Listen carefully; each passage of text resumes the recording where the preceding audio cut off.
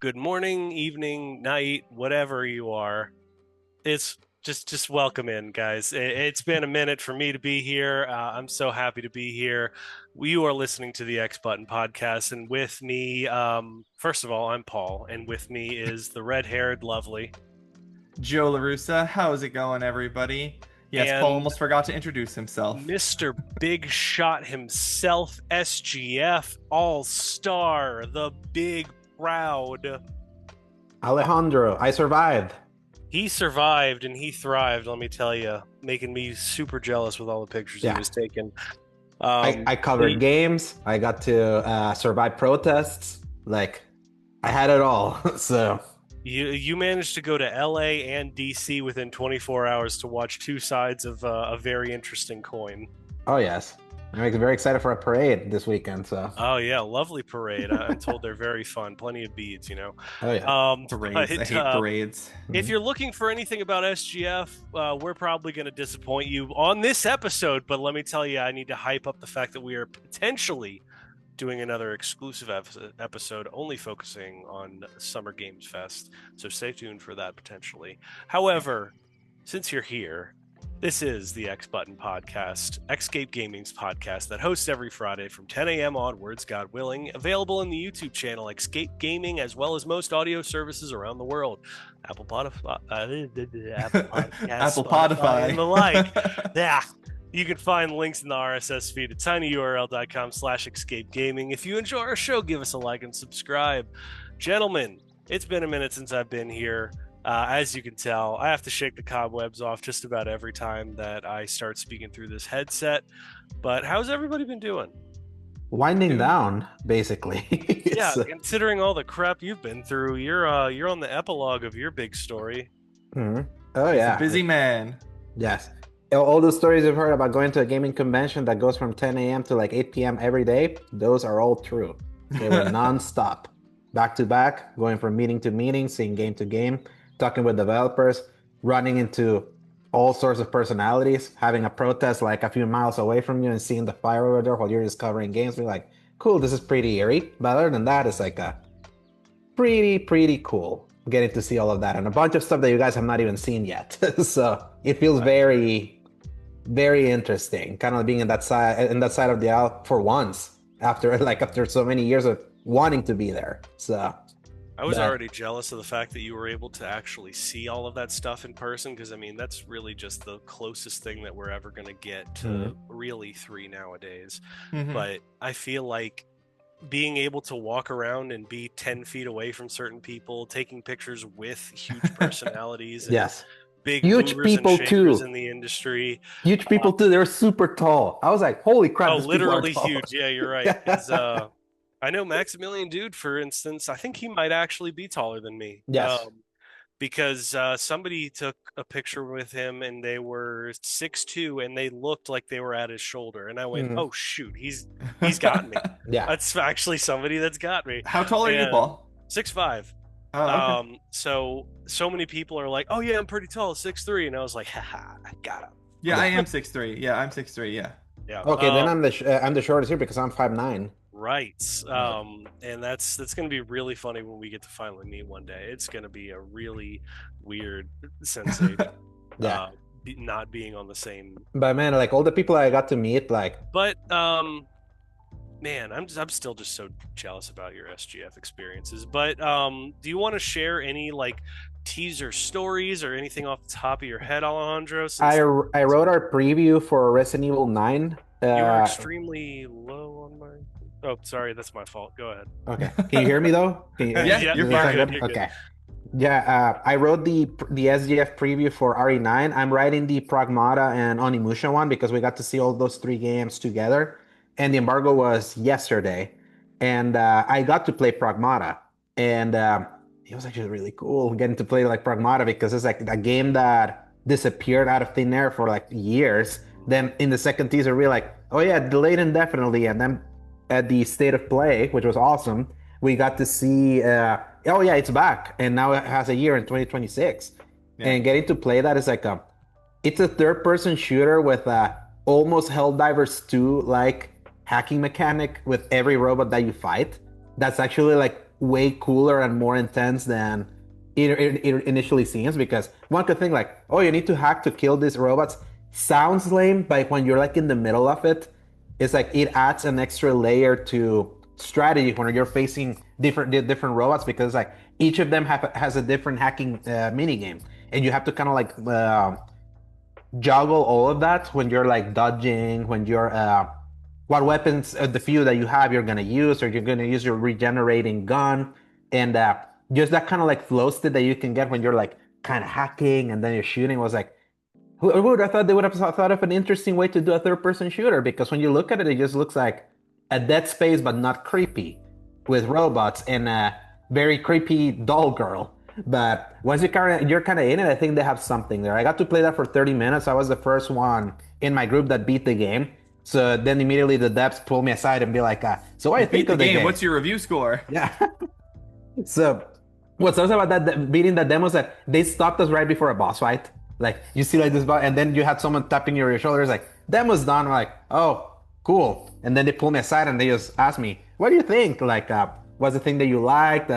Things that you did? And they were pretty like eager for feedback. I actually really like that, especially because you know that they're still tuning all of this stuff.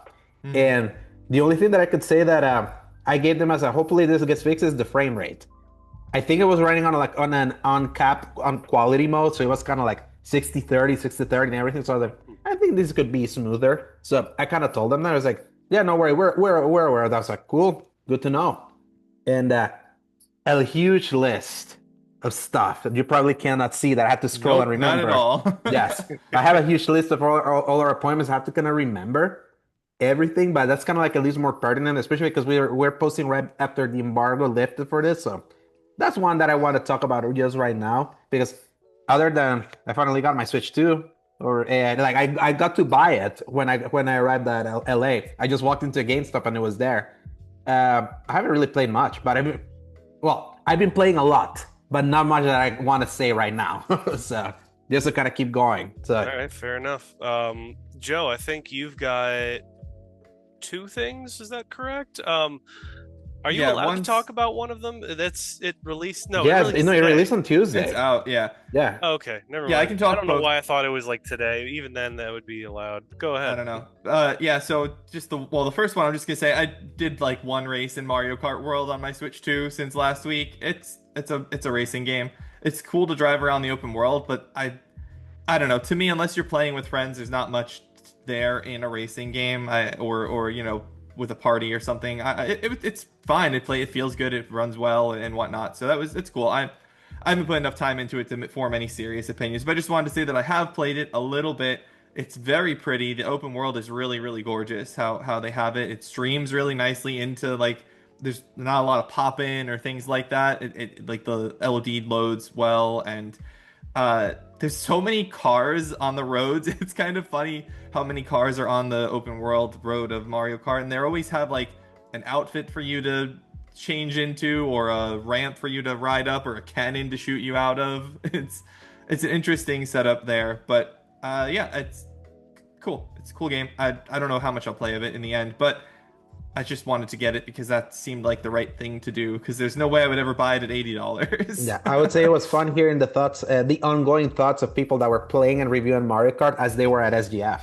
The IGN reviewer was kind of like hanging out there, playing on the Switch too, because he was doing the review, but he was also covering SGF. So right. I got to talk to him a little bit about that. So yeah, and did you get to play it at all? I don't own it. I don't own it.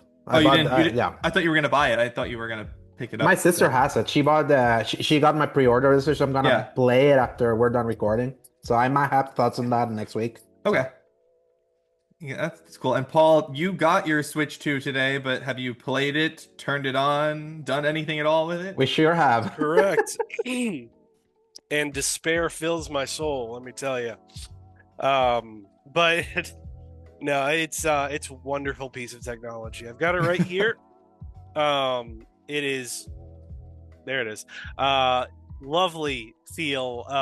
My first Switch immediately feels far worse in every way after holding this thing. I don't have one to show. It's I don't know how they do it, but immediately after doing this, I was holding my old one, and I was just like, Man, You this feel feels like fragile. nothing. So that's That's one funny. thing right off the bat. Two is I really want to play stuff and I can't because they're stupid ass virtual card systems kind of screwing me over right now. It's dumb. It's really dumb. It's exactly what was going on back in 13, I think, when the Xbox did their DRM situation, and now we're back to where we started with that situation. Yeah, it's really stupid. Because When I turned mine on, I wanted to download the Stardew onto it so that Jing could like play Stardew because she owns a digital copy of Stardew, but nope, you have to move it from her other Switch into the new right, console and back and forth and it's back a and forth. Yeah, one it's like way transfer. I it's believe. it's like No, literally you like can move it back and forth. Okay. The card can go back and forth. yeah, Oh, okay. it is literally like simulating the experience of here, have my game.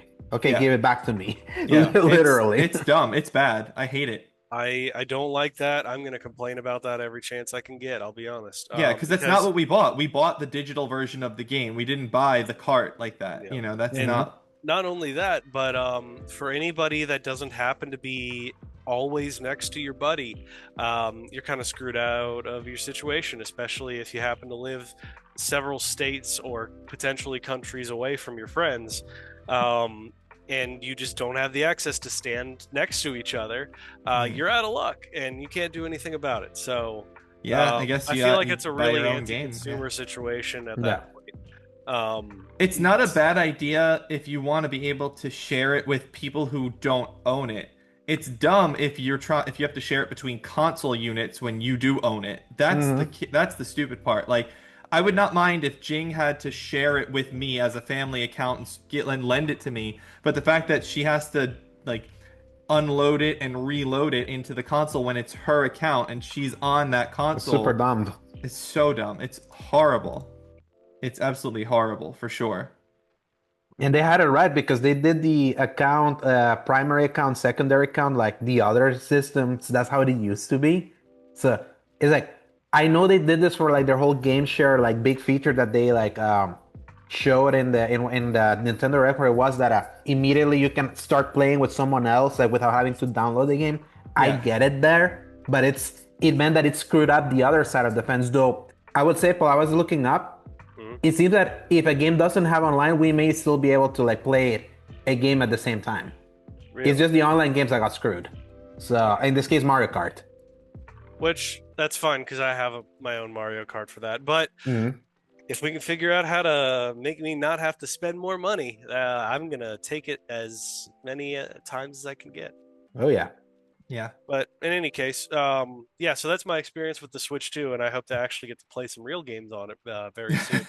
Um, Joe, you had one other thing, didn't you? I do. I have played, beat, and platinumed MindsEye Wow, in that was quick. In 2 2 days, days. by the way, people. Yeah. It's it's an okay game. I did not have anywhere near the like problems or technical issues that I've heard a lot of other people having. I didn't watch any of the videos of tech issues because I didn't want to like taint my own perspective because I am gonna write the review for Season Gaming on it. Uh, I liked the game overall. Like I enjoyed playing the game for the most part. It is without a doubt underbaked. It is not finished. It needs probably another year in development, to be honest with you, for just content filling out sake. But it is what is there.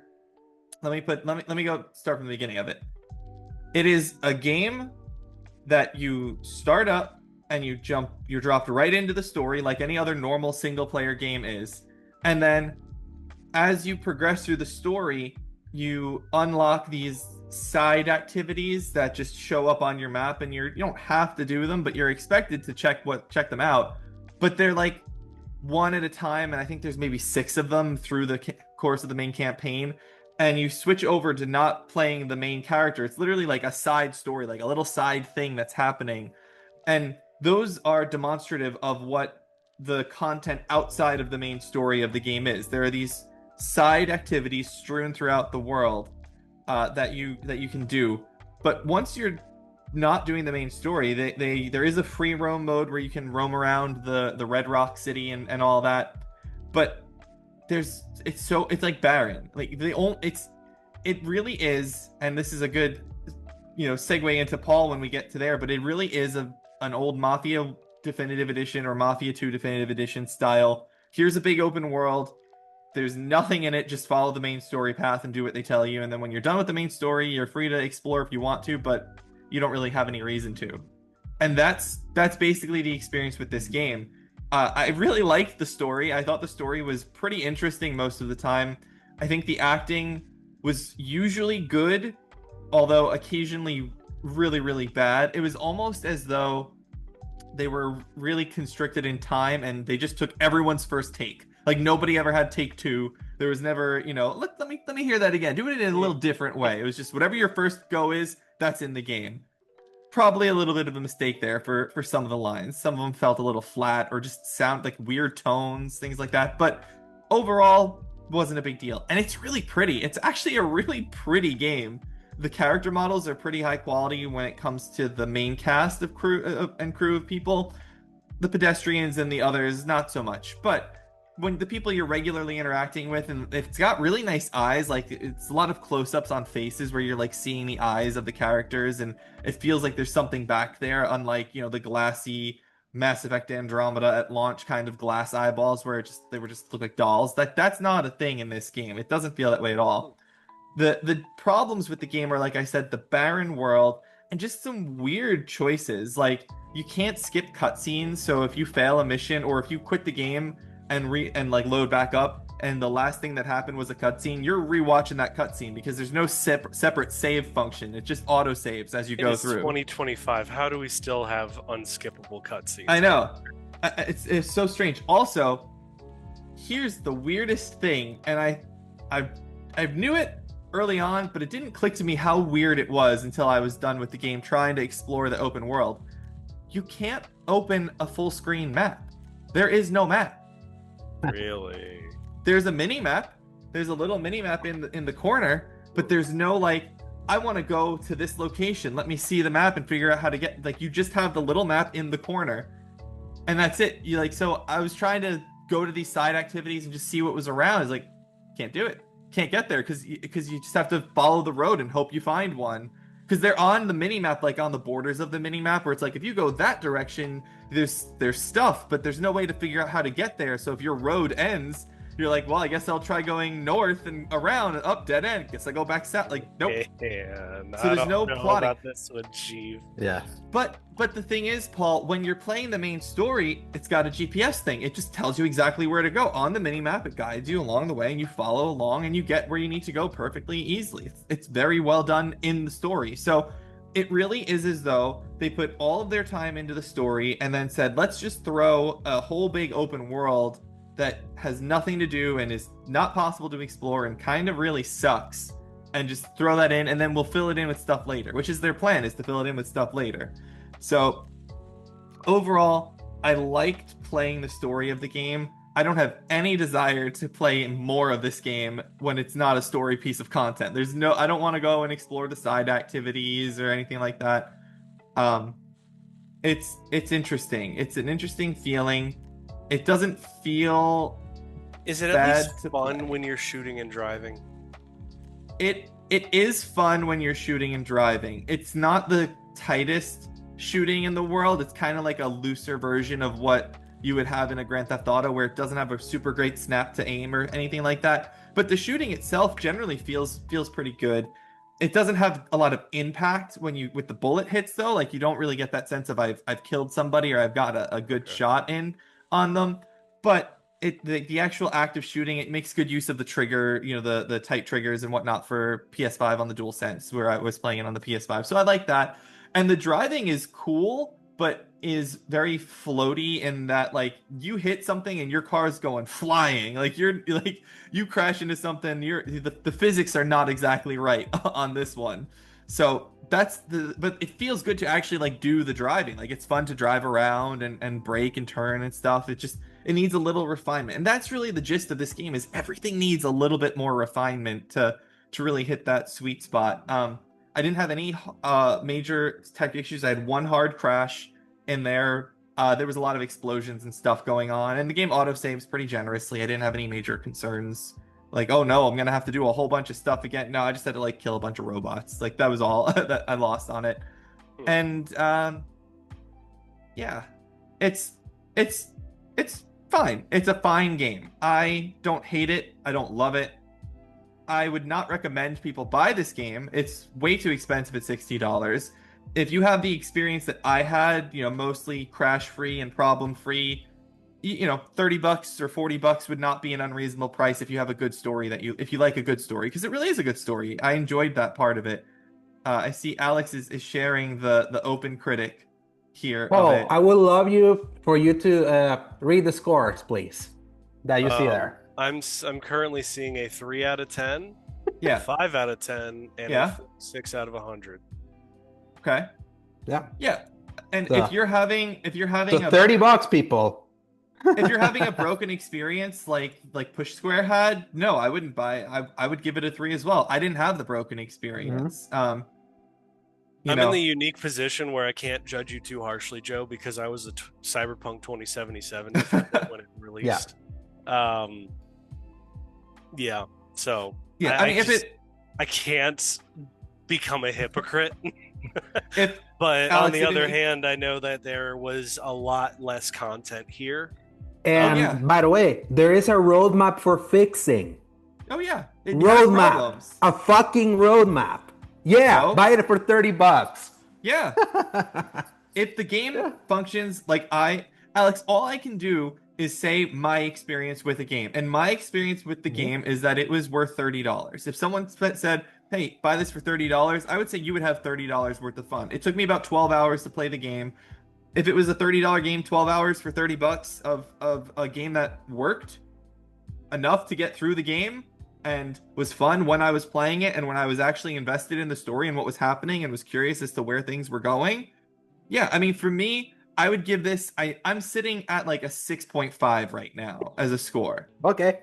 It's the worst game that I've ever played and reviewed for Season Gaming for sure, but I still enjoyed my time with it. And it's not broken into the way that you can't play it, because to me, broken means you can't play a game. And I played the game with minimal issue. It just wasn't a super great experience. It's an okay game, and I don't think SG has a name for like 6, but I'm pretty sure that 6 on IGN is an okay. It's okay. I think it is an okay game. Cool. All right. Well, I respect your ability to dive headfirst into that game, to not let anything affect your choice of score for it, and I'm glad that you enjoyed it. Thank you. I appreciate it. I wish it was better. I wish that I enjoyed it more. I wish that it had been finished. I think a lot of us really wish it was better, because I remember when that game got revealed, we like perked up and we went, "Oh shoot!" Like GTA, because it was Leslie Benzies the director. Leslie Benzies was like, "Oh wait, like one of the original guys from Rockstar." Okay. Yeah, and he shipped a game. They got a game out. It functions 98% of the time for me. And I thought that it was interesting. I was, you can't say that about every game. I was invested the whole way through, even though I was like kind of trying to predict what the story was doing and where it was going and whatnot. I was still invested in like figuring it out and seeing the outcome. Which that must go to show how good the story and characters actually are for the game. Yeah. If it really, because I mean, that's the one thing I keep hearing is that there's really something good here. This is actually a really interesting story. It's a shame that everything else sucks about it. Yeah. So like, but I mean, when you have that one thing that really works, that's how you get cult followings. And I can definitely see a world in 5 years where it's been patched up and it's going to be one of those things that you get on a deep sale that you're like, man, MindsEye was kind of actually underrated. And you're going to see those YouTube videos about it 5 to 10 years now. Let's see where it is after the fixed let's see where it is after the fixed roadmap. The last thing I'll say on it, and I'll say it to stoke a little bit of flames for you two here, but I will say, at least I cared about what was happening in the story more than I ended up caring about what was happening in the story of Claire Obscure by the time I was done with it. I was really wishing that you wouldn't. Yeah. But I'm And just I gonna. liked Clair Obscur way more. Clair Obscur is an excellent video game. Well, Joe, it's been great to have you on if next. anyone needed any more proof that George is an absolute fucking garbage truck of takes, there it is. I listened to Hoag's takes on the spoiler cast with LSM with Last Stand Media, and I'm like, yeah, that's pretty much it. That's exactly how I felt. Basically, For like I would give this game Clair Obscur. Clair No, for Clair Obscur. Obscur. Clair Obscur. I would give Clair Obscur, if I was reviewing it, Alex, I'd probably give it an 8 or an 8.5. Yeah, that's fair. Yeah. I would be, that's where I am at it, because I loved the gameplay and everything, but the story, when I saw the twist coming and I was so let down by the twist and what it was like actually doing and what the game was about and all that, I was just like, oh man. It was just like that feeling of sadness. And then the other thing, like the major Act 1 spoiler twist that happens, like that was like, nope, that's a no-go for me. I don't like when games or stories do that sort of thing. So that's a personal. So you didn't like Game of Thrones then? I went into Game of Thrones. I don't want to Knowing talk the about. twist. That's too spoilery for the thing. That's the No, but first say it. season of Yeah. a show that's been like 10 years old. Yeah. I went into Game of Thrones knowing how Game of Thrones was, so I was prepared for that, and I was willing to accept what kind of show that was, and what kind of storytelling that was. And it annoyed me in there too. Yeah, that's what I wanted to know. So it annoyed me in there too, but at least I knew about it going in, and I was prepared for it. I was, the kind of show where that's like, I was like, okay. But then for Clair Obscur, I didn't know that what kind of thing it was going to do, so I wasn't prepared for that. So all those things mixed make it I hope a that really one great day game. There's a world where you can open your horizons just a little bit more to experience games that don't just give you the same kind of story. No, it's not about the same kind of story. I actually think that Yeah. Clair Obscur's story is the problem with its story is that it is so predictable in the end. That's the issue. it doesn't fucking matter. It's about the fucking emotions, you emotionless fucks. It certainly is. It's funny when you were like, "Oh, this made me sad." I was like, "Man, if only the game was like all about the concept of sadness or something." But no, this isn't a Clair Obscur spoiler talk, so I understand where you're coming from, Joe. I definitely disagree with it, but I hope that you get to revisit it one day and think differently. As far as actually comparing apples to apples here, I got to play Mafia the Definitive Edition / replay it, and I did want to point out how funny it was that MindsEye does not have a main menu, and a game that came out originally in 2002 was a single player focused game in an open world that has no side content and yet still gives you a full map to go around Yeah. in. And a year after GTA 3 delivered that, it's funny to think about the timing. Mafia kind of crushed it, honestly. Like revisiting it, I have to respect, even if it's a little frustrating going back to it, how little combat there actually is in that game for like the whole first quarter of it, because they're really trying to nail down the slow rise to crime that the character is going through, where it's like, no, you're not going to hold a gun until this one fight, and you're going to fire like 3 shots against somebody, and then you're going to go back to just fist fights, and then eventually you're going to get into another fight, firefight, that is. But man, the way that you just really get into the characters' lives, you really understand what's going on with them, and you get to really enjoy / hate the driving, because I decided to put it on classic difficulty under simulation. And I will say, driving around the city is fine. I actually have no issues with that. However, when you have a forced racing segment where your car is going far faster than anything you've driven up to that point, and the AI is impossibly good, I had to bump down the difficulty all the way just to actually win, because you're forced to win that race. I didn't realize. And that was a miserable experience. I spent my entire night once just redoing that race over and over again, trying as hard as I possibly could. And I watched it. Those cars hold to the ground far more than mine does. All the NPCs are cheating in that game. And I will say, as far as the shooting mechanics go, I was a little let down in some areas as well, because it feels like there's no response from the enemies when you're Hmm. shooting them. So they'll just bullet sponge and kind of stand there and then just keep shooting you. And because there's no way for you to regenerate health correctly unless you go to like the medicine cabinet or you wait for a really, really long time, like it feels like a really weird ebb and flow because of where they placed the medicine cabinets. And there might be like two in a level. And you have to fight for your life and hope for the best. And even just now, I'm getting like the shotguns and the machine guns, and they just give you no ammo at all for those things. And then no grenades or Molotovs at all either, besides the first mission. And it's a very strange ebb and flow for that game.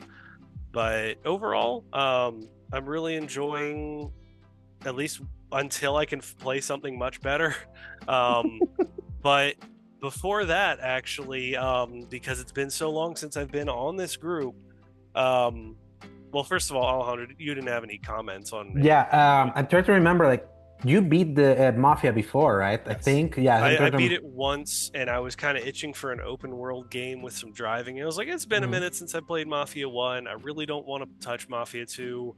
And I had started 3, but my parents are here, and I really don't want to play 3 in front of them. Yeah. So 1 was the choice, Yes, and makes it was a sense. good one. Because it's much more reserved in that way. Yeah, I remember the last time I played Mafia 1 was remember when we had book club Yeah. early on? Yeah, So we both did that. That's yeah, right. this was one of the book clubs. So, man, it's been a while, and I'm still debating if I want to do that with everything that's coming soon. Man, if So, you can somehow dive in either right now or you're not going to be touching it until after Death Stranding 2, and that's going to be a minute for you. Let's Yeah. be real. But as far as, I mean, really, it's priming me just right for, was it The Old Country is Mhm. what it's called, in August, I believe. Yeah, August 8th, if I remember correctly. And I'm understanding even more the choice to make that game linear because, once again, it's like, it's all well and good to drive around, and I will say I really appreciate the Definitive Edition's choice to make their Chicago, because it's such a time capsule, just so perfectly and so accurately with the trams and the shops, and just kind of walking around different places. I love being able to go through that zone because it feels like one of the postcards that my mom used to collect and stuff, you know? That's awesome. But then, kind of wrapping that up, Joe, we were just talking about Mafia the Definitive Edition because I was replaying that. But I'm assuming you don't really have much to say about that. I'm just kind of priming myself for the Old He Country. has an article that he still needs to write about the Yeah, Mafia I don't have games. much to Do you say really? on it right now because I've talked about it on here for for so long, so many times. I do want to know, what difficulty are you playing on? Classic. It was classic with simulation, driving, and fights. I've been fine with it until the racing. The race. Yep. Which I'm pretty sure that was infamous back in the day as well. Sure but is. It is just as bad. And Did you get it? Did you do it? Oh no, it is impossible for me to do that. I am a racing guy, and they grip the ground so much more than your car. It is Yep. such cheating. Sure is. I did The it. only thing I could do was I got to like 3rd place, and I finally took one turn that was just a little too fast. It ruined my whole run. And you had to restart because there's no way you're going to catch up Nope. back up if you make any mistakes. So that was miserable. I Yeah. dumped down my difficulty, and I took care of that. It took me. I did it for like 3 hours one night. Couldn't do it. Went to sleep, and then I did it for another like 3 hours the next. It took me like 6 hours just to get that race, but I got it. Yeah. I got For it the done. like, Joe, did you get the platinum? I did not think- get the platinum because I don't like collectibles. I can sit and practice a race for hours on end, but don't ask me to go and get annoying collectibles. Okay. You were that close. Oh yeah, I know. I could go and platinum it super easily right now, like really easily, because it would just be go get the that is the hard part, is doing it on classic and getting the race done. I know, because I looked into it. Trust me. Man. Well, So yeah. yeah, So I'm glad that you're was playing really- it though. It's a really good story. It's a lot of fun. I will give it that, and I love the story and the characters. Did you have aim assist on? Did you play with your? Did No. you turn aim assist on? I very specifically was trying to do it as pure as possible. Yeah, me too. And after a while, I wasn't really enjoying myself because you're just kind of like pew pew, pew Yeah. pew, and then you don't have a whole lot of ammo, so you can't really do that. But it's kind of whatever. I I'm really tweaked just doing it to one burn time. I tweaked one setting during that car chase scene where you have the Tommy gun in the back of the truck and you're shooting the Uh, cars. You know I the one don't I'm think I'm talking that far about? yet, but I know what you're talking about. Okay, yeah. There's one where like it's almost impossible unless I don't remember if it's aim assist or it's something. There was some setting and I googled, I was like, what is wrong? Because it was literally impossible to do. And I googled it and it was like, oh, you just have to change this setting because the way that it's default, it just doesn't work. You can't do it if you don't change that. And then I tweaked it and it was fine. Hmm. But yeah, I did it with the aim assist off too for the game because it just felt cooler. Yeah, so that's kind of where I'm at with that. And Nice. then the other thing before that was going through my Oblivion remastered obsession. This was like almost This music to Joe's ears. um, I do well, love let's see Oblivion. how it shakes out, and we'll see if he still thinks that way. Um, because I will say, let me kind of go through all of it though. I enjoyed the heck out of that. I got super into it. I love the variety of the towns, so much better than Skyrim, which is basically just So like much a better. variety of the same like 5 or 6 towns.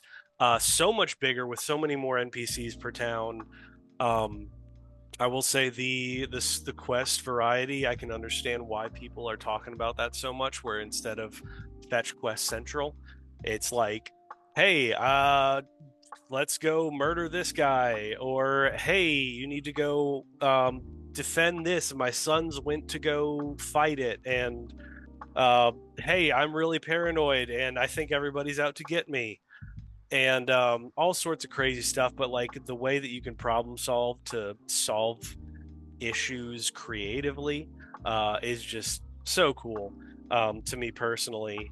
And then I got really into the Dark Brotherhood timeline, which was very interesting because I wasn't sure what to expect out of that.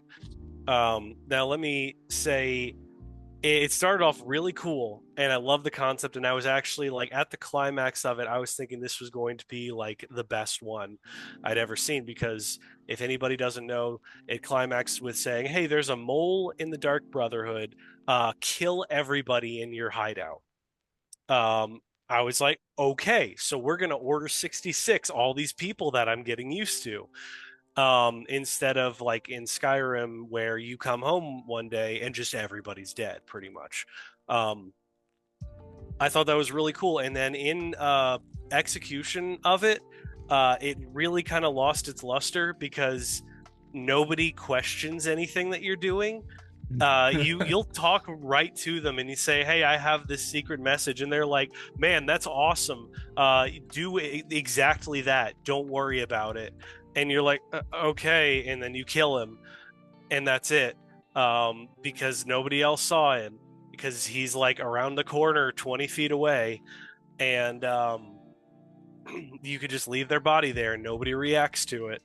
And then you go talk to the guy that was next to there, and he's just standing on his buddy's grave, and he Yeah. doesn't react to any of that going on. So you kill him, and nothing happens. And it kind of just dropped off for me, because after you do it, uh, the guy Lucian is like, congratulations, you're gonna work now for me directly. Also, this is the last time we're ever going to meet, and you're gonna get all of your messages from dead drops. That's it, bye. And I was like, oh, that's it. Oh, that's really disappointing. Yeah. So it just kind of drops off, and I think that actually killed my momentum for the game, unfortunately. It kind of reminds me of how even like with Assassin's Creed Shadows, where I just was just finishing it and played it recently. You get those quests where it's like, oh no, where could they like help me find this thing? They came in and stole stuff, and I don't know where they went. And then they just like were across the river, like 150 feet away from where they just were, and you're Hmm. just like Yeah. that immersion breaking aspect of it that I don't really. It's not so bad because you make allowances because it's a video game, but it is just funny. You're just like, wait, you made it sound like it was so far away, and it was just like right over there. I'll never forget the feeling of The Witcher 3 when you get the quest that sends you to Oxenfurt. Because as a Witcher fan and someone who played 1 and 2 before playing 3, I knew Oxenfurt. I knew that it had this big university. I knew that it was like this storied town. And then they were like, "Oh yeah," and I'm thinking, I'm never gonna go to Oxenfurt. What are you talking about? There's no way. It's like got to be super far away, and it's actually in the map because that's how big The Witcher Three's map is. And then the quest sends you to Oxenfurt, and you're like, it's the other end of the map, and you actually feel like you're taking that journey across the map, even though it's on the, across the continent, even though it's on the map that you're playing. And it's like the opposite of these immersion breaking things. Like that was really immersive because it felt like I was going far away. Right. Yeah, exactly. It's I don't know. It just felt like such a weird dissonance moment Yeah. where I felt like everything built up to this and then it was just over suddenly, Yeah. with no mention of it in the game at all. Kind of the same thing with the arena fights. It builds so much, but if you just talk to the one guy and you're like, all right, we're gonna sort out our differences and he's gonna let me kill him and whatever. But like it's got to be the most boring looking fight to anybody where you walk up and you hit him twice and he goes down and the arena erupts like you just had the craziest fight they've ever seen. And I want to just blame the fact that it's an old game, but it's Yeah. such a dissonant thing that, like, even if it was an old game, people were making some great stuff in 2006, guys. It's not such a they were the foreign trendsetters. concept. So there's just a lot of it that I feel like I get built up. Even, oh shoot, there was this crazy thing where it's like, oh, we have this murder mystery thing, and you need to kill everybody that's locked in this house. You got to investigate. That's a good one. You got to figure that out. And I was like, all right, cool. And the first lady like leads me down to the cellar, so I kill her. And everybody, despite the fact that nobody saw me do it, reacted as if somebody died. And then they were like, we need to stick together. Okay, have a good day. And then he walks off into his room by himself. So I was like, okay, I guess I'll kill you. And it was just the easiest thing in the world is everybody just kind of meandered around and let me kill them. And also, I understand, I think, why Skyrim took away the ability to make your own spells, because, boy, is that game broken now. Yeah, I saw the one that had the guy like jump fly across most of the map. Yeah, I didn't get to do that one yet, but I have one that's like makes them weak to fire. It does fire damage, and then also weak to magic. And if you hit them twice, anything will die. It's funny because Morrowind was even more like open-ended. Like I think they actually had a fly spell in Morrowind, if memory serves. I played Morrowind for like maybe an hour, but I couldn't handle it. But like they had even more options than Oblivion does. They just have been getting more and more restricted as they've gone on, unfortunately. Yeah, it's because they really wanted to curate those experiences, and each time I think they're failing. Mhm. But at the same time, making a great sandbox for everybody else to create some amazing stuff in it. Yeah, yeah. So yeah, I all I wanted to say out of that is that I really love my time with Oblivion. I want to go back to it eventually, but I think like the wool got lifted off my eyes for a second. I was just like, oh, all right, I kind of get the idea. And then I also had like a disappointing experience where I got a really good sword and it was immediately worse than everything else that I had already. So it's just like not feeling rewarded for the work that I put in. Kind of got frustrating after a while as well. All How that many is hours? to say, 40 to 50 probably. Okay. That's a lot for Um, you. Yeah, I spent a lot of time on that game. I played it a lot last month. But yeah, so I think it was around 40 something. But I enjoyed it, and I am ready to move on to other games that are going to release soon. Yes, like in 2 weeks, Now I'm ready basically. to move on to Like a Dragon, Infinite Wealth. Hey, there it Finally. At is. least you're gonna play a good game finally. Hey, oh, are you saying Clair Obscur is not a good game? I played that, sir. Oh, all right. So anyway, we just recently had the Summer Game Fest happen, and there was a lot of stuff revealed, shown, and playable, etc. at that place. So, Joe, did you say that you wanted to go ahead and read through all of these, or do you want me to? No, I'll read through them. I'll take care of it for you. Yeah, so we're gonna read through the list of all the games, but in anticipation of the tentative bonus show that Paul had mentioned earlier, which will feature our very own Alex, who was at the show and played some of the games there. and our very own Rick, who is not here and who was not there. We're not Emphasis really on going to discuss tentative. them. Yeah, Right. emphasis on tentative. Yeah. Yeah, we're not going to really discuss them too much here, but if we end up not getting the show recorded, we'll have Alex cover a little bit more in depth next week on the main show here. So yeah, in chronological order of their reveals, at least that's what it should be because that's what I asked Google's Gemini to put it in for me. Mortal Shell 2, Death Stranding 2 on the Beach, Chronicles Medieval, Sonic Racing Crossworlds. Sonic Racing Crossworlds has a crossover with Minecraft World.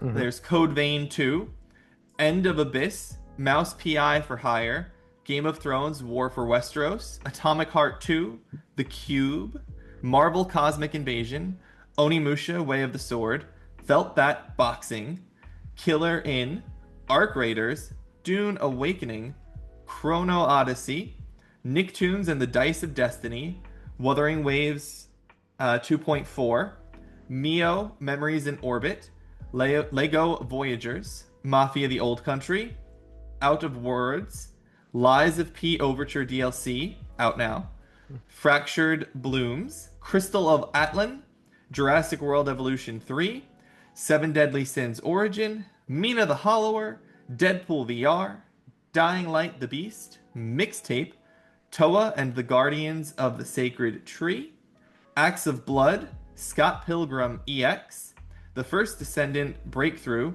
Scum version 1.0, MindsEye, Hitman World of Assassination Le Chiffre from Casino Royale, Lego Party, Wildgate, Blighted, Ill, Mecha Break, Infinitesimals, Street Fighter 6 Season 3, Last Flag, Wu Chang Fallen Feathers, Wu Tang, Rise of the Deceiver, Into the Unwell, Splitgate 2, Stranger Than Heaven, formerly known as Project Century from RGG, woo! And finally, Resident Evil 9 Requiem or Fuck Requiem. you! Fuck you! For it being like that.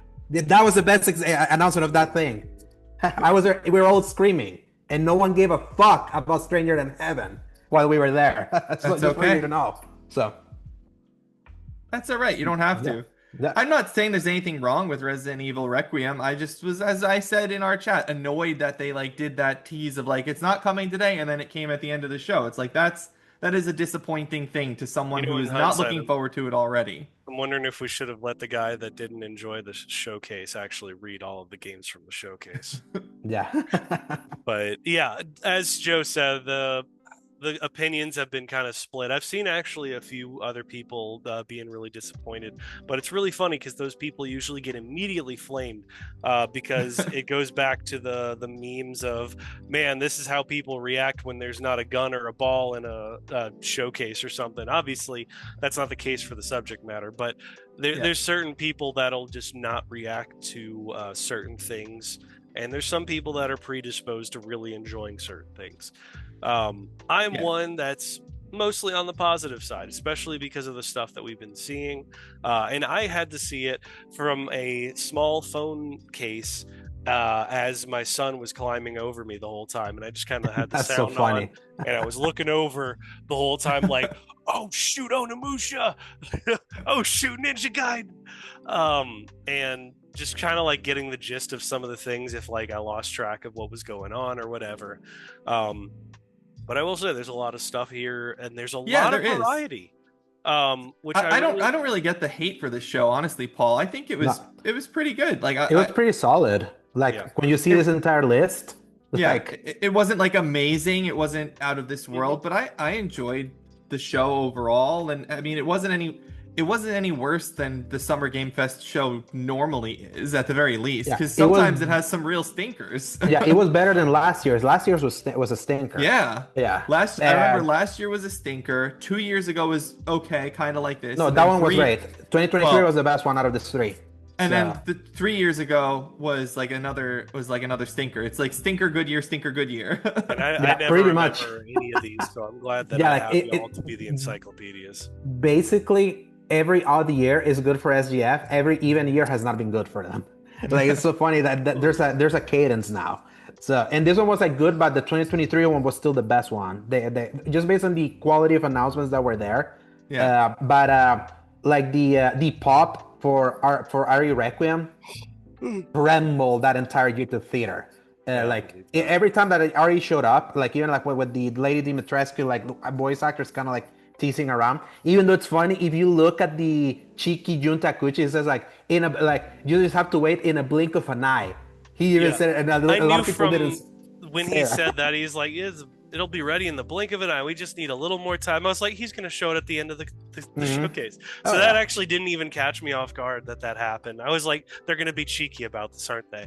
Yeah. And considering that's like the game that everyone was buzzing the most based on the demo that everyone got to see, like, well deserved. There's a reason why it was the final announcement for SGF.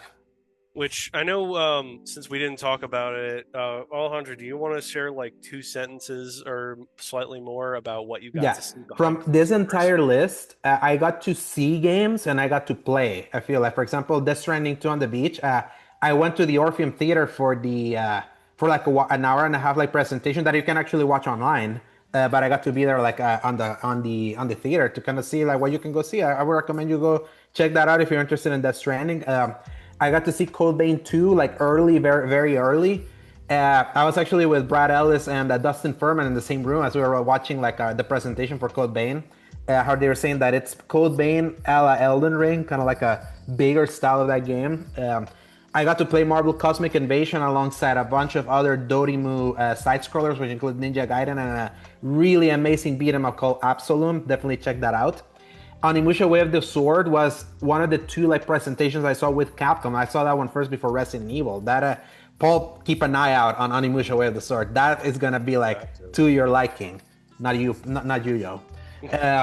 I got to see Luke from Xbox Experience Podcast, who was in my group, play Deadpool VR. This was actually at SGF. You could play it. Like I couldn't sign up for it, but I got to see it, and I wasn't sold on that game until I saw what you could do while you're playing it. For the few people that still have VR, it looks interesting. I played an hour of Dying Light: The Beast. I got to like sit with the director of the game. He was like next to me. Like I got to play like uninterrupted hour like of what they had shown there. I can't wait to talk more about that. It's like that looked way better than I was expecting. Tau and the Guardians of the Should I draft it for my fantasy league? Yes, you should. I recommend add it now. You might get like some points for now. It's actually looking really good. And it's coming soon, August 22nd. I know. I got bit on Dying Light 2 though. That's why I'm a little. Yeah, I understand you. Like I didn't care about this until I played it, and until I saw the trailer that was at SGF, I was like, whoa, okay, because it was like I didn't really give 2 minds about Dying Light after 2 because we didn't really care. Paul remembers that, like when we were leading into that game, and then how we just dropped off of that. Tau and the Guardians of the Sacred Tree is like this weave Hades from Bandai Namco. This was the games that was next to Code Vein when we got an appointment. It's actually pretty fun if you like Hades. It's just like the voice acting's really, really annoying. Really annoying. Like even for me. Obviously, I saw MindsEye because after this presentation, we were wheeled into an IOI showcase where we got to see, but like the 3 things that Interactive had. That was the Big Le Chiffre mission for Casino Royale, where they sat us to a presentation that plays half of the mission, and Bond was there, but they showed us the exact same trailer that was at the State of Play, not even something extra. They were just like, we're gonna reveal more later this summer, and here's an extended demo for this piece of garbage. MindsEye. So that makes me even saltier knowing that game has gone so bad that they made us waste time going into wheeled us in the middle of Hollywood for 2 hours with no food to go to go see that crap. So, but the Hitman thing, I played it because they had a Switch 2. They were demoing on Switch 2, and I got to play like the Switch 2 version. Looks pretty good. Lego Party, that was a surprise. That I played it with Ains and Elite from Lightweight Gaming, who was also in our group, and the director of Lego Party. It was really fun. Like if you like a Mario Party and you want to play something that's not Mario Party but kind of like in the world of Lego, they actually did it really well, and they've done some really interesting additions that I would hope that Mario Party eventually gets. Like the fact that you're not locked into the turns. Like in Mario Party, like you roll the dice to select the turns and you stay that way through the entire game. Like the turns change depending on who wins the mini games. So it adds an extra dynamism to where you wanted to win the mini games, and the mini games that they had were actually really fun. Hmm. And then obviously Resident Evil Requiem. Go read my preview. That's all I'll say. That was the game of the show. Move on. Nice. So, as far as Xbox, because of course we had an entire week full of everything happening all at once. Sure did. Held their annual showcase on Sunday, so we're going to go through all the games revealed with their updates. Let's discuss a few of those while we're at it. Yeah. First of all, Joe, did you like this more? There are more things I'm interested in here, probably. Yeah. All right. Yeah, I think so. Let's see how this plays out. I'm going to go ahead and read this one because I need to use my voice again. We've got The Outer Worlds 2, High on Life 2, Resonance, A Plague Tale Legacy, ROG Xbox Ally X, and ROG Xbox Ally. Not a game. They're the Just an announcement. It's the handheld. Announcement of the handheld. Blood of the Dawn Walker, Super Meat Boy 3D, Ninja Gaiden 4, Indiana Jones and the Great Circle, The Order of Giants DLC, Beast of Reincarnation, Clockwork Revolution, Grounded 2, Chronos the New Dawn. That's funny, that was Grounded 2. The whole time I was like, is somebody else making a freaking Grounded game? And I didn't actually see the title crawl because I got distracted. Anyway, Chronos the New Dawn, Aphelion, There Are No Ghosts at the Grand, Age of Mythology Retold, Heavenly Spear, that is a mouthful, Mudang, Two Hearts, Planet of Lana 2, Children of the Leaf, Fallout 76, Gone Fission, Solo Leveling, Arise Overdrive, and Nemo, Tony Hawk's Pro Skater 3 and 4, At Fate's End, Gears of War Reloaded, Persona 4 Revival, Invincible Versus, Final Fantasy VII Remake Intergrade, Final Fantasy 16 Keeper, Call of Duty Black Ops 7, and Hollow Knight Silk. I love, Joe, that you put Hollow Knight Silksong at the very end when it was like announced at the same time as the ROG Ally. Yeah, it was funny. Again, this is from the Google AI thing. It did its best. Yes, that's about. To be fair, it's pretty close to the It batted 95%. I got to see the showcase at an official event that the Xbox team kind of gathered us together to see, and I got to kind of get a pulse check for what excited people the most. And the thing that excited people the most was the ROG Ally XX and ROG Ally Xbox Ally, because there's been the rumors. Blood of the Dawnwalker popped at that group, and the Final Fantasy games. I know then nothing else. Crazy about Invincible. I do have to clarify my earlier statements to our group because I was really pissed off about the kind of game this was. Yeah, fighting game. I'm still mad about the fact that it's a fighting game and not like a Superman-like open world. However, I have since found out that it was made by, or it is being made by, the Killer Instinct devs. That they came out of either retirement and or just got together outside of their individual companies to make this game. And they know how to make a really good fighting game, so I'm going to give them the benefit of the doubt with that. However, I also hate tag fighters, so I don't know if I'm actually going to get this game outside of. Really glad that exists. Great job. Yeah, that puts you in an interesting spot with the Marvel Tokon game too, because that's also a tag fighter. It is, however, I had that thought too, yeah. Marvel Tokon is going to have a shared health bar, so you can choose to use only one character and everybody else can be an assist. Gotcha. And you like Guilty Gear, so I love Guilty Gear, so that is kind of my way in for that. And I think that's going to be my way out as well. As far as the rest of this stuff that got shown, Outer Worlds 2. Outer Worlds 2. Yeah, Outer Worlds 2. Kind of on the fence of that one. Every time I see it, it's like I flip a different side of the fence for it. The first time it was revealed, I felt nothing. When it was at the secret level video, I actually liked it even less because of that. And then the second one, I actually liked it even more when I saw another trailer that had a lot more shown for it. And I was like, okay, they're really doing a concerted effort. Good job, everybody. There's a lot more to do. And then this latest one, I was like, I don't know if I'm feeling this. And then also they said it was $80, and I said I'm out. Yeah. But Game Pass, Paul. Yeah, Game Pass is probably going to be the way I'm doing that, because I am not spending $80 for the Outer Worlds 2. Get out of here, guys. I really like the original Outer Worlds. I don't like it as much as some people do, and I think I like Avowed more than I like the Outer Worlds, honestly. But that may just be You're more of a fantasy guy. But I also just appreciate the tone of Avowed more.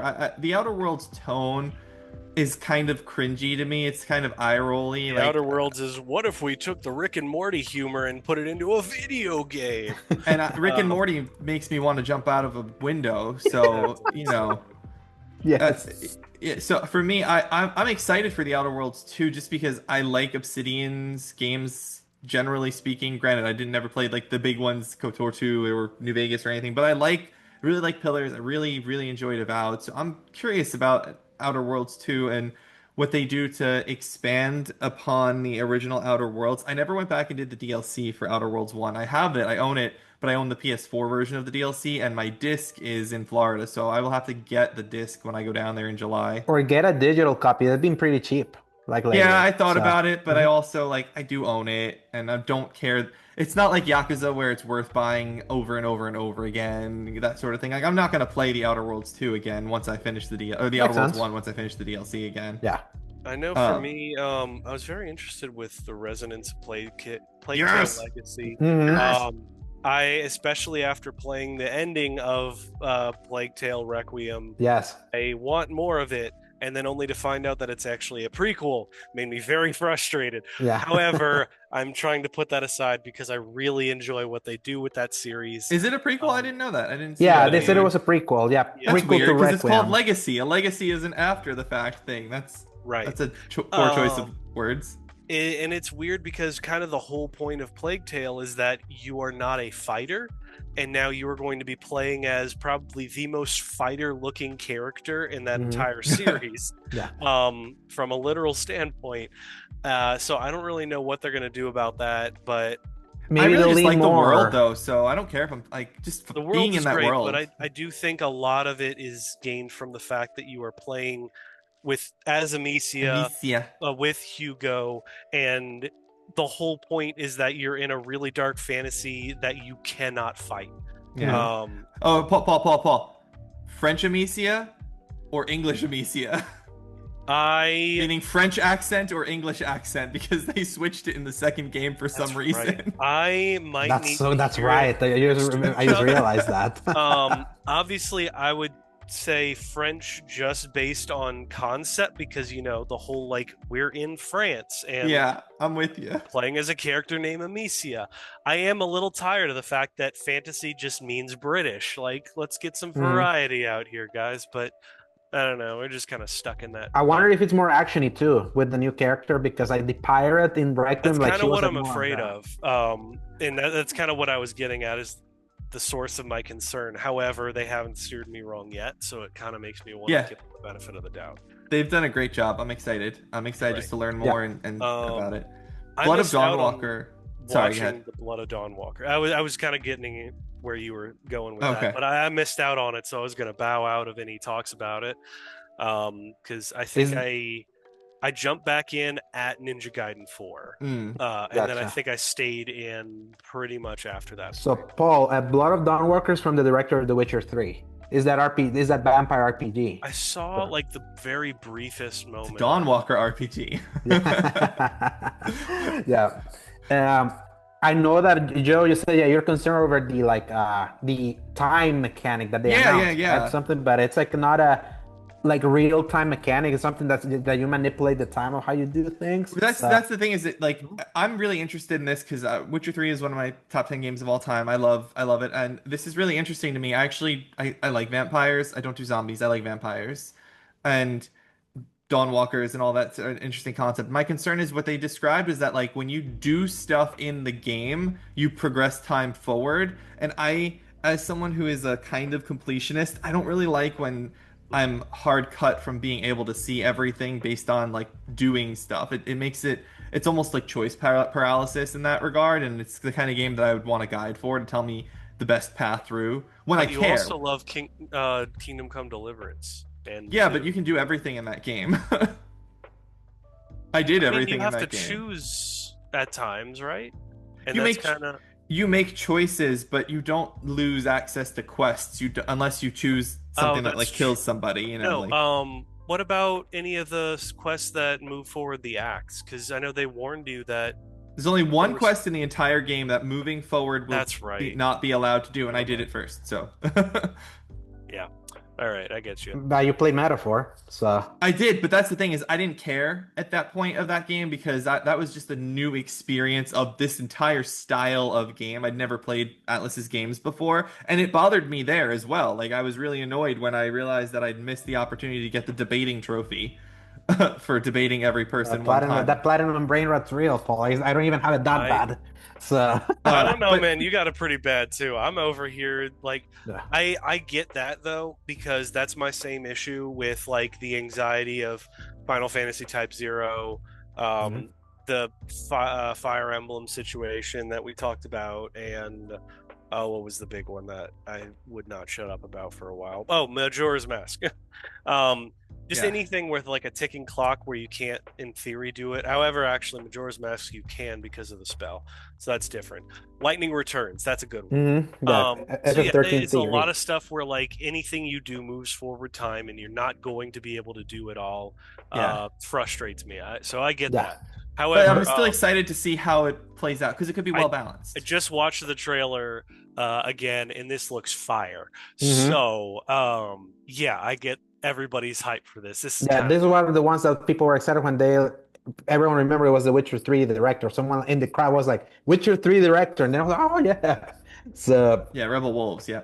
yeah. So, the ROG Xbox Ally X and the Xbox Ally, like, we had the Xbox hardware guy where we were, and he got to kind of like explain what they were doing because, when there were rumors there was this going to be a ROG Ally, everyone was like, this is a waste, or we already have ROG Allies.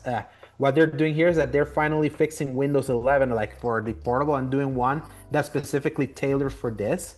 That's finally working, and people got to go hands-on. I got to talk with Paris Lily, who did a handful because he said that he brought his ROG Ally and compared to both, and he felt the difference like in user experience. So like the idea of like a mobile Xbox that now takes advantage of Xbox Play Anywhere, where literally every game that you buy now, not just specific Xbox first party, like every game that's on the Xbox platform is now Play Everywhere. You can play it everywhere you want. Like literally, it's like the idea of the Switch is finally being like realized by someone else, and this is a big first step. Like when they got to test the UIs that connect the Steam libraries, the Epic libraries, the Windows libraries, I kind of like hold together, and that for the people that like to travel a lot and want to keep like everything together, that's gonna be like pretty appealing. Now it depends on price. Royale is expensive, so Super Meat Boy 3D. I love Super Meat Boy because it's such a fun side scroller, and now they're moving to like a 3D environment. This one was like okay. If you watch the trailer, there's like a Mario reference in it, which is funny because there's kind of like the teleporting pipe, and everyone was like, "What?" Uh, the Ninja Gaiden 4 finally got a release date for October 21st. That's a game I'm reviewing. I'm excited to play the new one because I love revisiting Ninja Gaiden 2 with Black this year. The DLC for Indiana Jones is in September, so it's coming at a very crowded time. like September is like really packed, but Be something I'm gonna have to catch up on, I think. yes, depending on how much we play on September. The Beast of Reincarnation from Game Freak. That's one that I was like, I what? heard it's a Souls-like, which is super, super disappointing. Yeah, it's like a mix of Souls like and other stuff. It's not. It has like Souls like elements, but it's not like fully Souls like. Like many games right now that take little elements. It's interesting seeing the Pokemon company like team working on something that's not Pokemon. And it's funny. I think Joe, like you said it in. I think it was at the SG chat. They said it's like you can tell it's Game Freak because of the frame rate. Huh? So it's like Yeah. yeah. Clockwork Revolution, I would say, was like the most impressive game that from first party that was kind of like shown there because it's like the Wasteland team doing like a shooter action RPG that's like very reminiscent to Bioshock Infinite. Bummer that it's still in due time. It didn't have like a release window. So Yeah, and this then, game, I never thought this game was anywhere near ready. Mhm. Like they clearly were just showing a "Come Work for Us" trailer when they revealed the game 2 years ago. Like this was early, especially when you consider the team. Like you said, this is a team that's used to making isometric, smaller scale but large choice games. They need to scale up to make something like this. Absolutely. Yeah, the thing that Clockwork underlined, and this was something that I hit this conference against it, is that there were many games from last showcase that also had no release windows that didn't show up here at all. So it's like, once again, a lot of these games are still far out, like Yep. like it always is with them. So But Grounded 2 is like I didn't really mind. Zach, remember Paul that Zach really liked Grounded? I think this was for him. Yeah. Corona's the New Dawn, looking better. This is obviously from the team that now has cachet with Silent Hill 2. So cool. Tony Hawk's Pro Skater 3 and 4 is just Tony Hawk, basically. Yeah. And it's coming really soon. This was the only some game. People said this was the best ones of the series. Yes. Three in particular. And four has been like weird what they're trying to do with the remake. There's like they're removing kind of like the open worldy like exploration part of it, but apparently it's back again. But this is coming literally next month. Gears of War Reloaded is like was just here wasting time because they already like said everything they needed to say when it announced on May 5th. Persona 4 Revival had that weird, like one of the worst reveal trailers that I've seen. Like that was like so quick, 10 to 15 seconds. Yeah, I don't think it made it like it did it favors. They did better with P3, with P3 Reload, when they announced that. Obviously, the Invincible fighting game that one got a big pop, but not as big as a pop as seeing Final Fantasy VII Remake integrate and Final Fantasy 16 like showing up there on Xbox finally.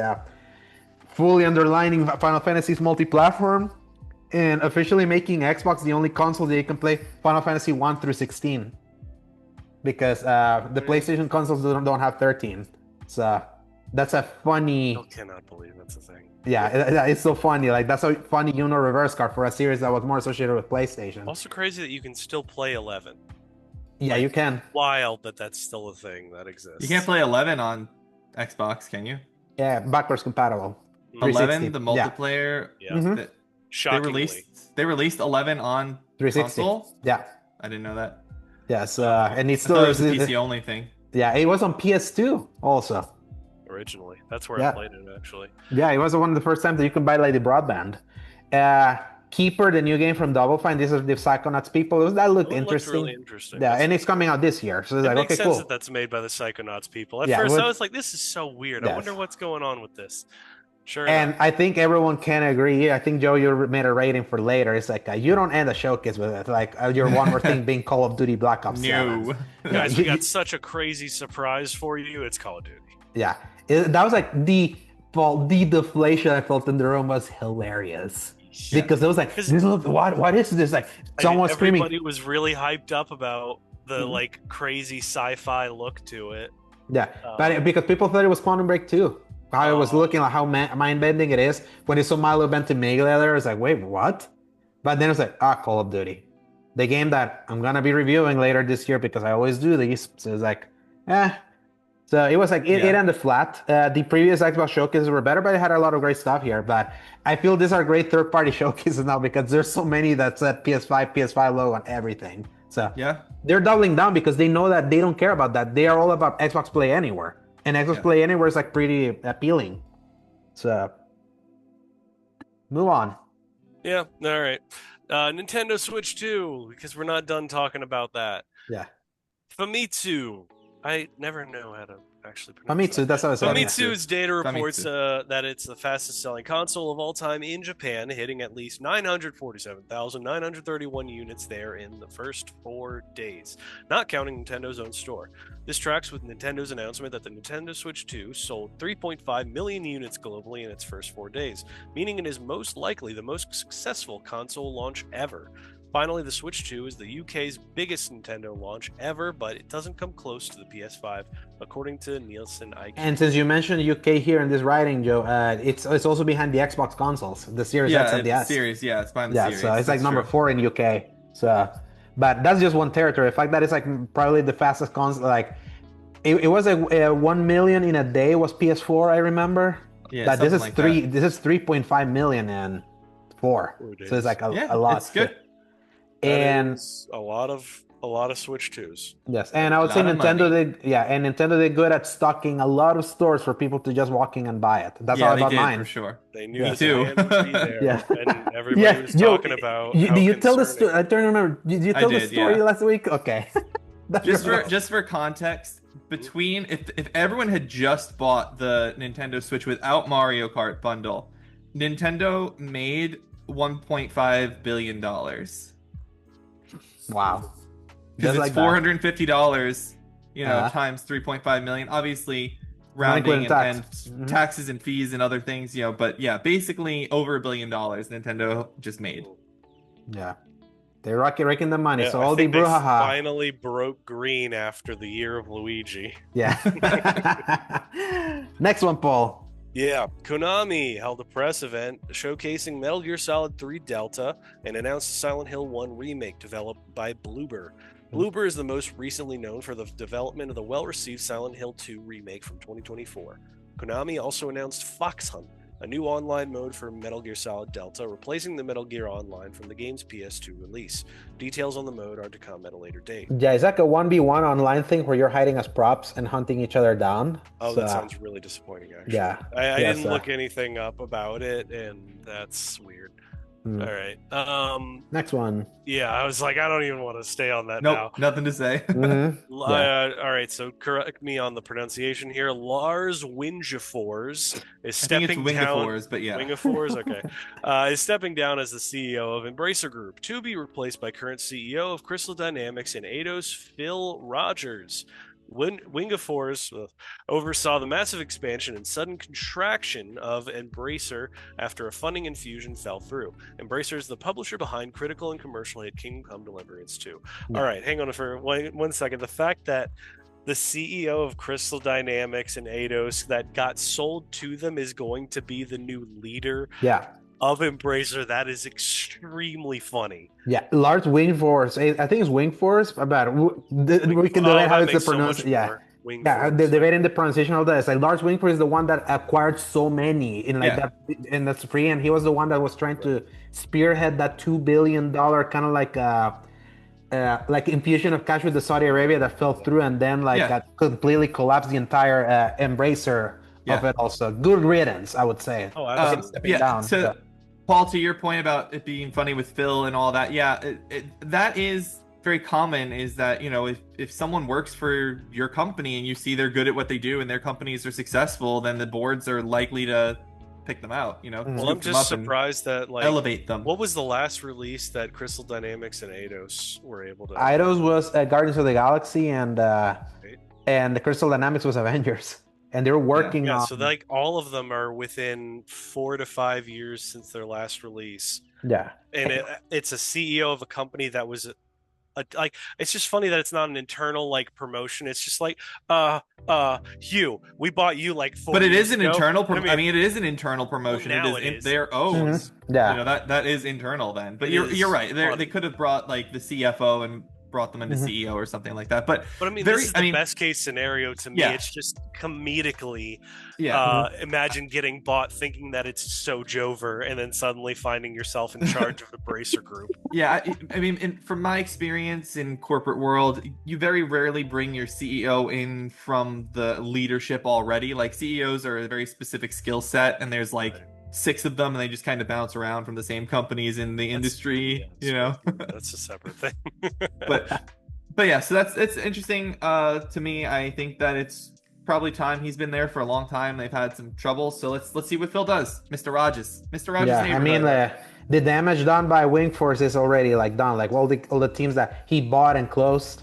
Well, let's see what Phil can do to fix it. Do you think there's any chance that we're gonna get another Deus Ex or maybe Tomb Raider? I hope we get another Kingdom Come Deliverance. Yeah, Crystal and Eidos are basically support teams for Perfect Dark and Fable over at Xbox. Oh shoot! So we're until those things are out. Mm-hmm. And Crystal's doing Tomb Raider supposedly. Yeah. All right. Well, Creative Assembly, the Sega-owned developer behind the long-running Total War franchise, has announced that the future of the franchise will be revealed in December, celebrating the 25th anniversary. Well, good for them.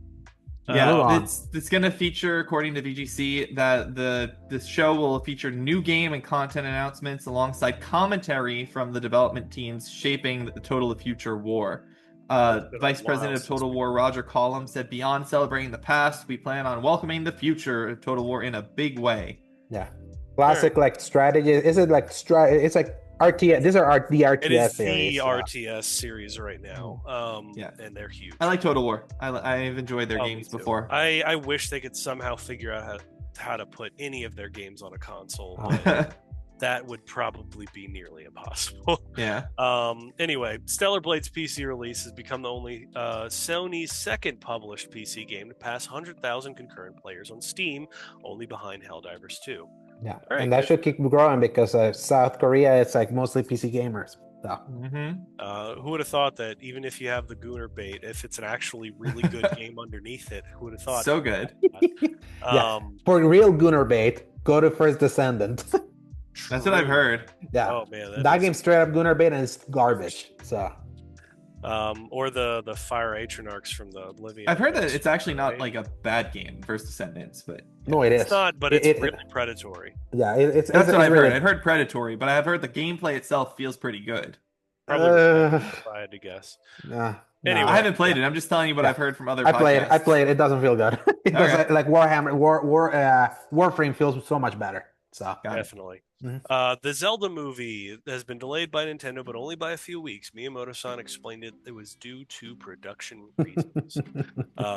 Whatever that means. Yeah. I don't know why by a few weeks, but whatever. Yeah. Outer Worlds 2, which was fully revealed during the Xbox Showcase and a special Deep Dive Developer Direct. Wow, Deep Dive Developer Direct. Has been revealed through its Steam listing to be Xbox's first $80 game after the announcement of the price hikes. It's also premium edition for $100. We mentioned this earlier in the show already. We did. $80 for an Xbox game, and unbelievable. People don't even buy Xboxes. What do you do on Xbox? Come on. I mean, it's obviously to push people to Game Pass. Like we all know. Literally, that, for sure. Yeah, it's literally this is the play. How do you like make Game Pass more appealing, even if the price hike it is like I'll buy it for $80 because I like everybody's the game, just going to go onto Game Pass, but most people already have Game Pass that are going to get it.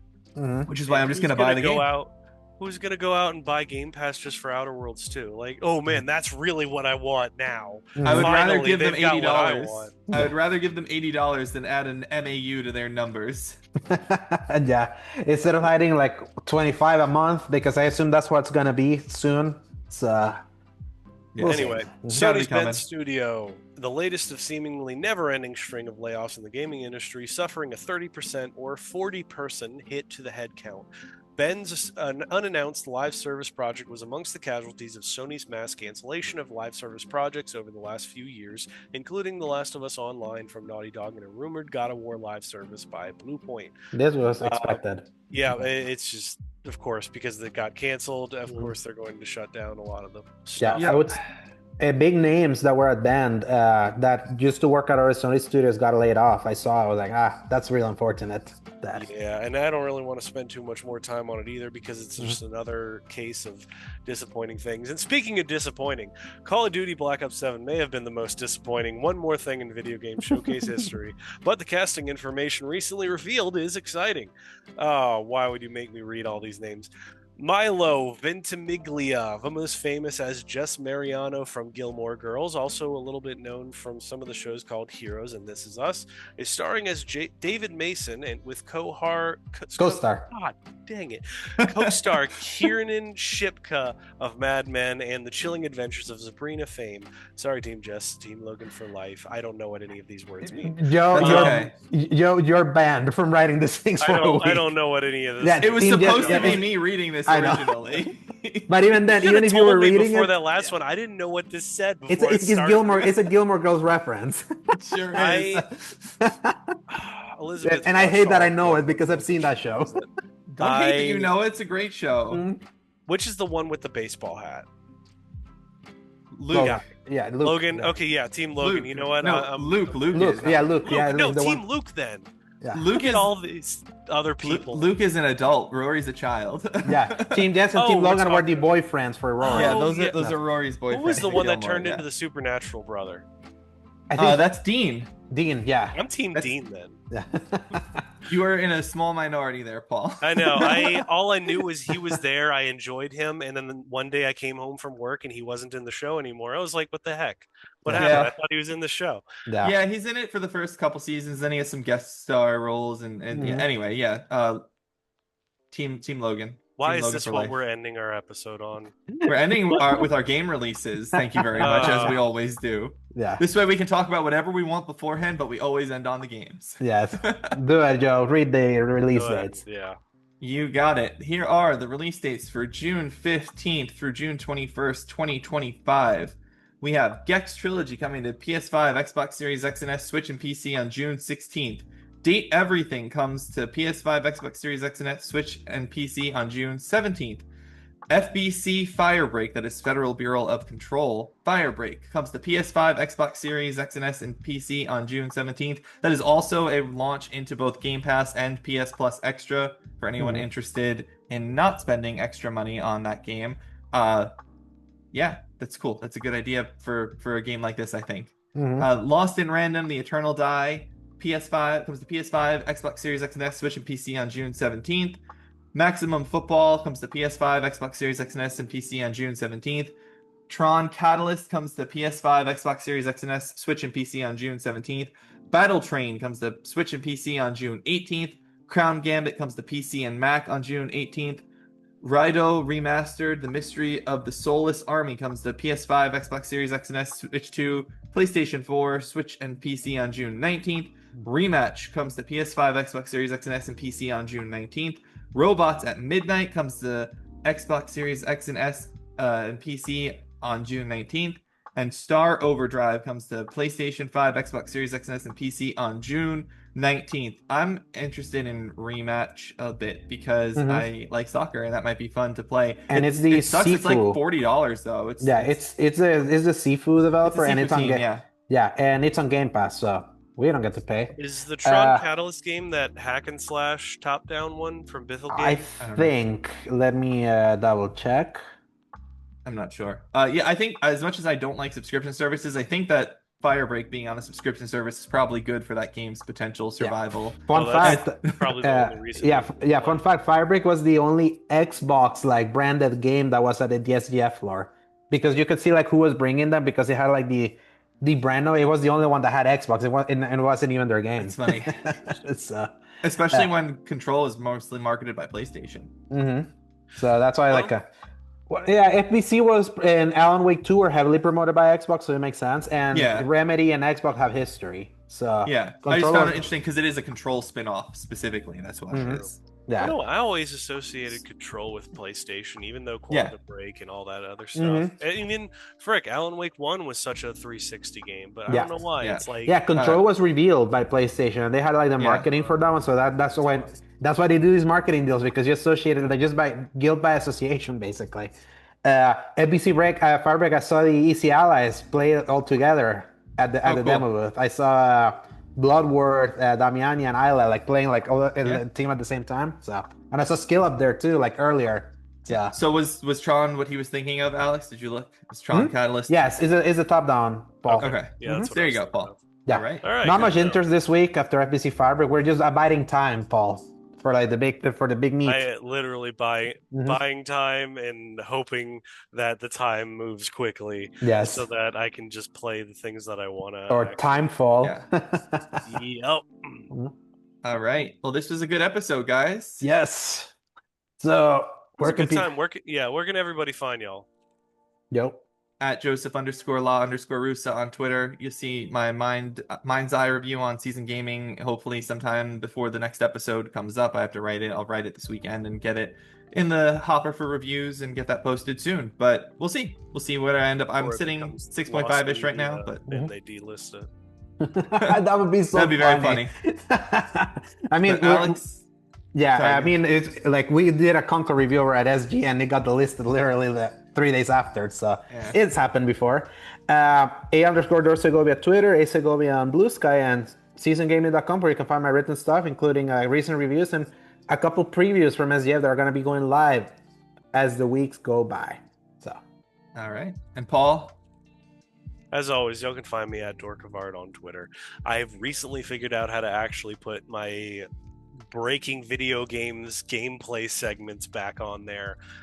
Thank goodness, because that was getting really boring after a while. Yes. The last one that I posted involved Days Gone. It's so funny. Flying NPC. It was so funny. I like to say that I have really good comedic timing with my videos, and they're always like 15 seconds long. Yeah. So Joe has a funny one that I wonder if you're gonna post, the one with the aura. The hair aura that you posted. I might. I didn't get to comment on that one. That was really funny. Yeah. And yeah, so that's where you can find me, and that's where you can find all of us. And as usual, find us at Escape Gaming on all of the things once again. And until then, we're gonna go play stuff. We're gonna go boot up our Switch 2s. We're gonna try to survive. And until then, press X To To play. play. Good night, everybody. Adios.